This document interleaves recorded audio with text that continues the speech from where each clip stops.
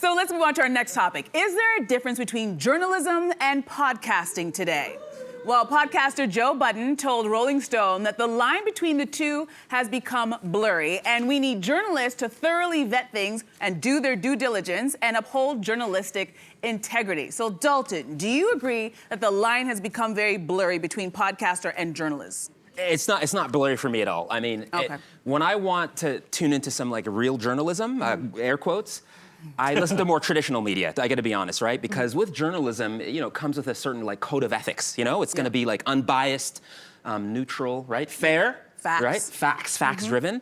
Podcasts, on the other hand, in this part of the brain, it's for scandal and controversy and salacious rumors and innuendo. Opinions. In my world, not for real journalism. I don't go to lean on podcasts for that. Now, do you believe everybody shares that idea, or do you think most people are going to podcasts for their journalism to find out what's going on in the world? I think sadly and unfortunately, people are relying on the, if you look at the leading podcasts like, Tucker Carlson, Joe Rogan, Mel Robbins even, right? I think those are opinions-based, right? Those are not based on neutrality and being, unbiased. And I think people are relying on that for facts. But I have a bit of an issue with that because it's very skewed a certain way.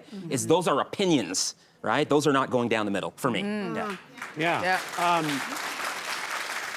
I think like everything you said is correct. But what my fear is that traditional journalism that relies on journalistic ethics may not be long for this world as we understand it, because it's sort of an antiquated idea because it doesn't fit into the economic model of today. So like traditional newspapers are folding left, right, and center all around the world. And I think we take for granted that there's gonna be people who care about the ethics of journalism and to push that forward into a new format. Other people who would have gotten into journalism for that reason in the past will now look and go, I don't need to do that. I don't need to study journalism. I'll just start a podcast. All I need to do is buy a camera and I can say whatever I want. And I do my research, which is whenever someone says they do their research, they didn't do any good research. You know what they did is they looked at other social media accounts, and that's how they did their research. Or they're pulling from other podcasts, and it becomes like a feedback loop of information where we don't have a centralized news source anymore. Like maybe even if it was biased before, it existed. The paper of the truth or whatever New York Times called itself. Is it still that? That's my issue. There's a real quality control issue when it comes to podcasts. There's just everybody and their third cousin has a podcast. I mean, I have one. Melissa has one. I have one. I've had several. Yes.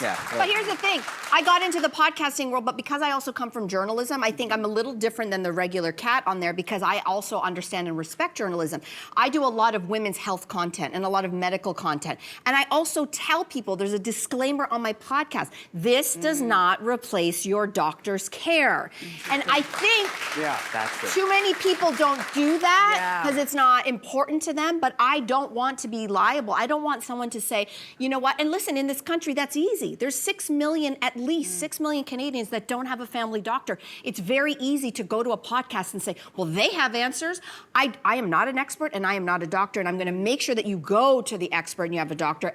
But I also am vetting my guests very differently because I do come from journalism. Now, can I say that about Joe Rogan or Mel Robbins? No, I have issues with both of those podcasts. And I know a lot of people love Mel Robbins, lovely name. A lovely lady, but she has had very problematic doctors that she puts on a #1 podcast. That is a problem to me. Now, if she, great point. If she had a disclaimer, because you bring up a really good point, if every single podcast that's really just a conversation, because that's what Joe Budden, I love his podcast, by the way, and Mona's the best thing that ever was added to that podcast.